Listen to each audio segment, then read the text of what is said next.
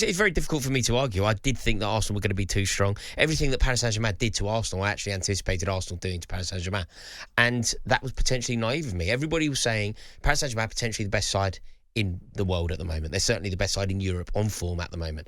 And I now can see why they were saying that. What I did truly believe was that Arsenal were going to get it right. I thought that Mikel Arteta was going to be more on it. I thought that the Arsenal fans were going to be more up for it. I expected the Real Madrid scenario part 2. That's what I agree, and we've already said it, but I think they really missed Thomas Partey, who was suspended. You could see how frustrated Declan Rice was when he got booked in that second leg at Madrid. But equally, the performance at Real Madrid, and I know this is really cliche, but I believe that those 2 legs against Madrid were a coming-of-age performance for Arsenal. And I still think it'll stand them in good stead. You know, I don't want to be too fickle. And I do think it's possible that, even though it's only been done twice before, that they can go to the Parc des Princes and do something. One of the interesting talking points coming out the game was regarding the atmosphere. Wayne Rooney, who was on television punditry, commented on it as well. He was in the stadium saying it was subdued. And that was despite Mikel Arteta's message before the game, which you might have seen, his message to the fans about them being together, playing every ball, etc. What do you make of that? I was speaking to an Arsenal fan, Rory, about the tifo, which didn't look great, did it? Just a big Arsenal badge, and it wasn't pulled up straight. And he said that a load of money had been raised by fans to put sort of a really sort of intimidating flag, and supposedly, I don't know this for sure, but that was rejected by the club, and they said, we'll do it. And it did turn out to be a bit of a damp squib. Maybe that contributed to the atmosphere. Do you agree that it was subdued, and or is that harsh on Arsenal fans? It's interesting, isn't it? Because I think anybody that wants to have a pop at Arsenal for the atmosphere, and that includes Wayne Rooney, and I say this with the greatest respect to Rooney, if you go to football on a regular basis, if you've done your fair share of following your team over land and sea, you will actually empathise with Arsenal fans here. Because if you've been in an away end or in a home stadium, you know what happens. You get the buzz, you're nervous, the trepidation is there, you're part of an English atmosphere, which is organic. You're not just singing for the sake of singing. You're not a Legia Warsaw fan where you just got your tops off regardless of what's going on the pitch. You are waiting for something organic to happen, and there is a relationship with what happens on the pitch and what happens in the stands. Anybody that goes to football regularly knows that a goal after 4 minutes against you at home, it's a killer. It's going to suck the life out of the fans. Similarly, so that happened at the very start of the first half. Start again second half. Arsenal had a goal disallowed. That's another thing that does stifle atmosphere. So I think that it's very easy I could easily sit in here, right, in the luxurious studio that we're in, and I could go to you as a Chelsea fan. I could go, their atmosphere was poxy, appalling work from Arsenal fans, but it doesn't tell you the full story. There is a nuance to it, and if you go to football, you know that the second that a goal goes in of that magnitude, Arsenal fans, despite how up for it they are, despite how partisan they are and how desperate they are to see their team win, Ousmane Dembele scores that cracker. 26 passes in the build-up to that goal. It was sensational. You know when we went 1-0 down in Munich? RM weren't popping. Of course it wasn't. Because there just seems to be this thing, and I think it's born out of the social media era. You know when your team concedes a goal, when people are filming themselves, they react. They do something. They perform.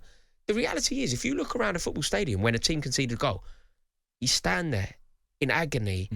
Nobody says a word. You can hear a pin drop. That's the truth. I'm really pleased you mentioned that, Rory, because for me, in the social media age, you see clips of, I've been to La Bombonera in Argentina, and regardless of what's happening, fans are loud, chanting, etc. And of course, that should be celebrated. That's part of the sort of football fan culture. It's their culture, though. Exactly. And I think that sometimes that's used to diminish British football fan culture, and I really think that we should be celebrated for being almost having an authenticity which says, no, I'm not going to sing if there's nothing on the pitch that's necessarily impressing me. And that's not all the time. Fans, I've been a Forest fan all my life, and in the past 2 seasons Forest have hardly been winning when we've been fighting for relegation, and the fans have shown up and been really good. But if you're, as you say, if you concede in the 4th minute and you're an Arsenal fan, it's completely deflating, particularly when you've had this massive build-up and you've just beaten Real Madrid. And I think that it should be celebrated that British football fans want that we react to what we see on the pitch.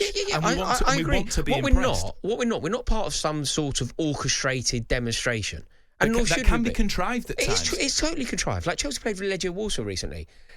Literally everyone in their end, they're conceding goals. Everyone in their end's got their tops off singing. Like, that's not... You do that irrespective of what's going on the pitch. If the game was called off, you'd be doing that. It doesn't make sense. It's their culture, and good luck to them, and it works for them. But don't judge English fans by the standards of continental fans. Exactly, yeah. Paris Saint-Germain fans pride themselves on volume, party atmosphere, regardless of what's going on the pitch. That's fair play to them. Exactly. And whereas ours is more of a reciprocal relationship about what's going on the pitch. Yeah, there's an and ebb and a flow. There's an ebb and a flow to the game. There's an ebb and a flow to the atmosphere. You talk about the pressure that English sides, English players are put under. It's because players know fans will get behind them if they perform, not regardless. Yeah, and so, yes, it's fantastic what you see in Eastern Europe or just on the continent in general, in Latin America. It's amazing. It's part of the sort of mosaic of football culture. Yeah. But it's different here, and I'm fine with that. Absolutely. Because I'm not going to pretend to be loving what I'm seeing when it's no dreadful. good, it doesn't deserve it. I completely agree. But with regard to the fans and the debate around the atmosphere, I think that we have there just explained it. What I think is unexplainable, certainly to me, was that tifo. That was poor. I've really made my excuses there, and for Arsenal fans will agree. I don't think it's controversial. I think it's really poor, like really unimaginative. Also, Arsenal have a rich history. They don't have a particularly rich history in Europe, but they have a rich history. Like on their way to winning a trophy 95 in Europe when Alan Smith scored against Parma, they knocked Paris Saint-Germain out in the semi-final. Ian Wright scoring. To put that on a big flag. Yeah. Just literally put Ian Wright knocking them out of a semi-final on a massive flag and be done with it. Play to the collective consciousness of the fans rather than just putting up a very simple version of your logo. Literally just put up the Alan Smith scoring a goal in that final. They knocked Paris Saint-Germain out in the semi-finals. I feel like these things are so obvious sometimes. I mean, we're talking about semi-finals. I read a really interesting statistic. Arsenal have lost their last 7 semi-finals and not scored in their last 6. That's Opta. So, I mean, I trust them. And that's really interesting. In Europe? No, in all competitions. Jeez, really? Gosh, that's an astounding stat, considering how often they've won the Cup of late as well. But saying that, I still believe that they can turn it around. I really do. I don't think it's beyond the... Look, it's not going to be easy. It's fair to say now, unlikely. But who's going to be massively shocked? They're not climbing Everest. They're going to Paris and winning. Something that I've just said they did fairly recently, certainly in my lifetime. Ian Wright scoring a winner. They are totally capable of going to Paris and winning. I don't think that's... I don't understand the narrative around it. You know, when people are already saying Paris Saint-Germain in the final, Paris Saint-Germain have done it.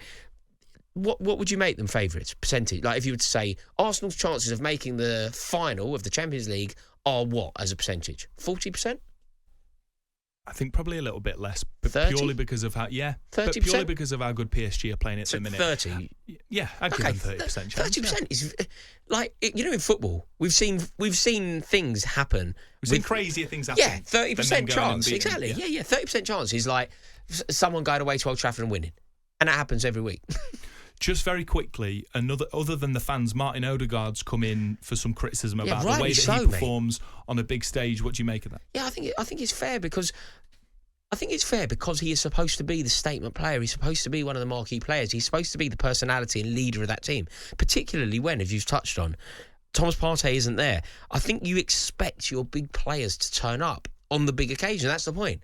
Like, you're not going to judge Lewis Skelly, who was marvellous, by the way, but you're not going to judge Lewis Skelly by the same standards that you are Martin Odegaard. Martin Odegaard was playing for Real Madrid not long. Like, he's done it. He's been there. He's been around. And yeah, I think Arsenal fans, you know, when you think about, if you were to say before the game, 3 reasons why Arsenal win. Number 1, you probably go Saka. Number 2, you probably go Rice. Number 3, you probably go Martin Odegaard. The fact that Martin Odegaard wasn't in the picture, wasn't in the game.